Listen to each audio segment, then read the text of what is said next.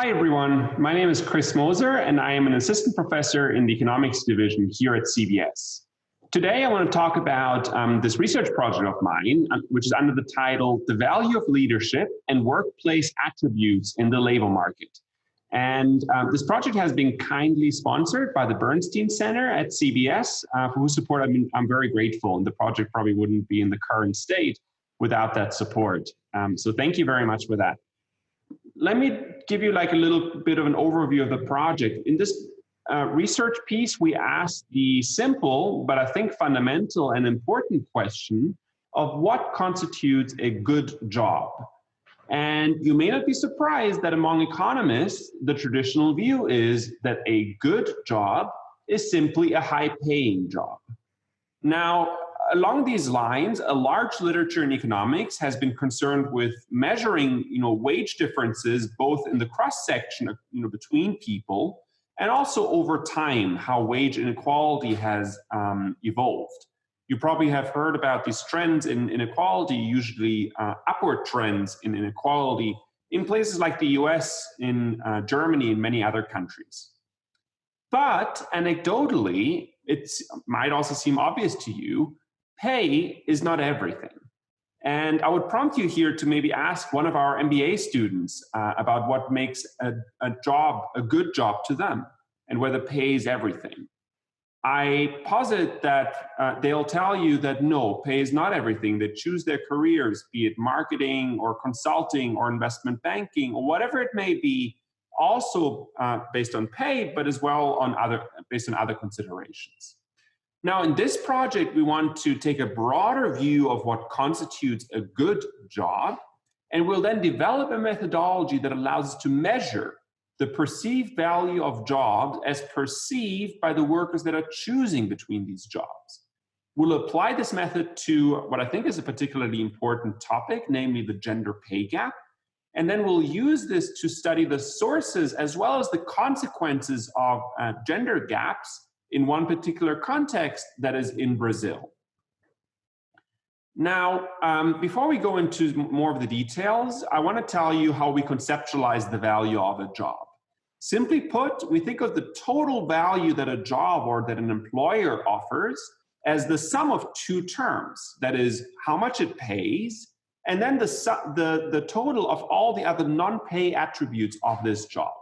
Now, this is almost tautological because these two are mutually exclusive and collectively exhaustive, so-called MISI, but it does take a stance on pay and non-pay being additive, that they come together in an additive way. Now, with this in mind, the challenge, of course, now is that we do not directly observe the value of a job. We may be able to observe pay, but it may be much harder to observe non-pay attributes or the value of these non-pay attributes of a particular job or at a particular employer.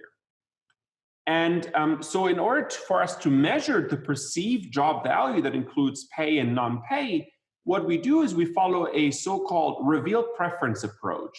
Very simply put, we follow people's choices. Now, formally, what we're doing in this project is we're applying a variant of Google's PageRank algorithm. That is the algorithm that Google, the search engine, uses literally in order to rank websites on the internet. And we're going to apply that to a network, not of websites, but a network of employers or firms, jobs in the economy. The intuition of this measure of this PageRank is very simple. On the web, a website will be highly ranked if it gets a lot of clicks from other highly ranked websites and doesn't link to random websites. In our context, a job, an employer, will be highly ranked if it attracts a lot of workers from other highly ranked jobs and doesn't lose a lot of workers to other low-ranked jobs. So simply put, this PageRank is then a proxy of the employer value rank.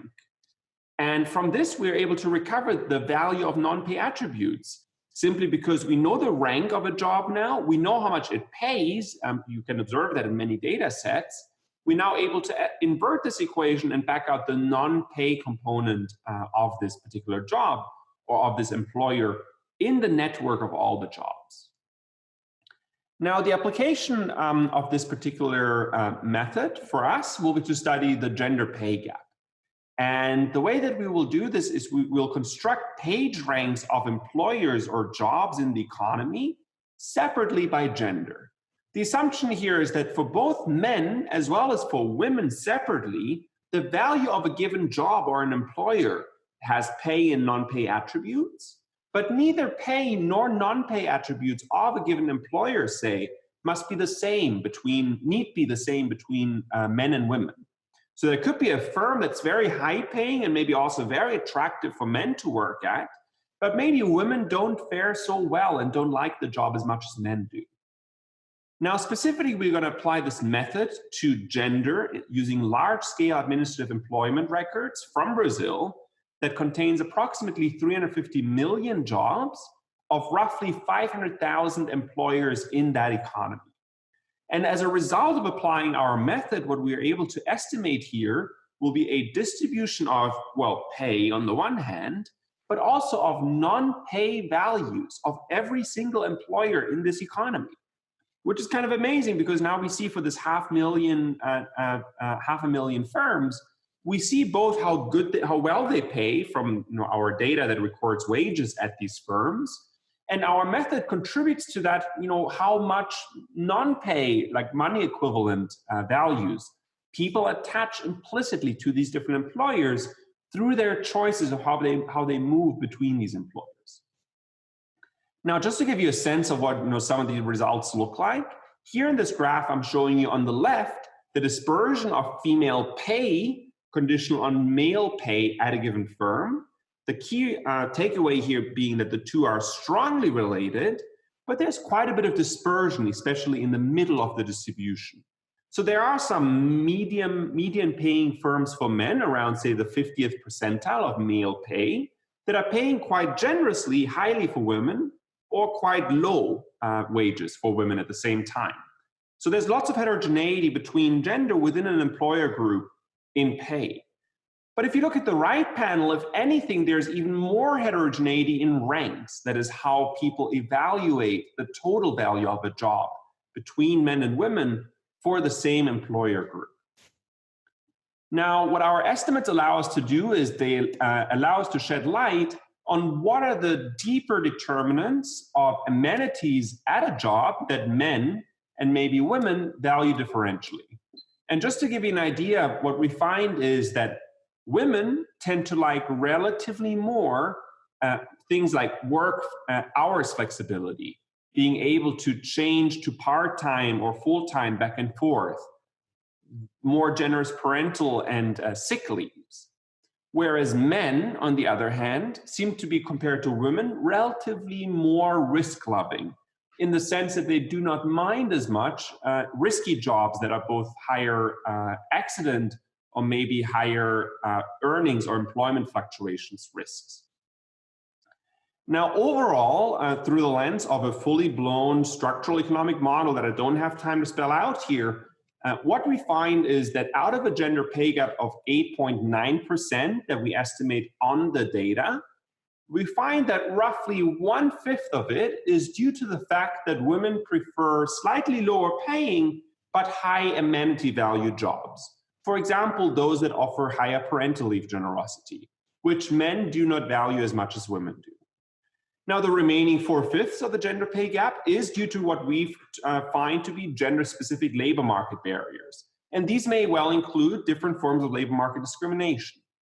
Now, associated with the above, our results or our analysis suggest that unequal treatment and preferences of women versus men account for up to 3.5% of output as well as welfare losses in the economy, which we think of as significant. Thank you very much for your attention, and thank you again for Bernstein for supporting this research project.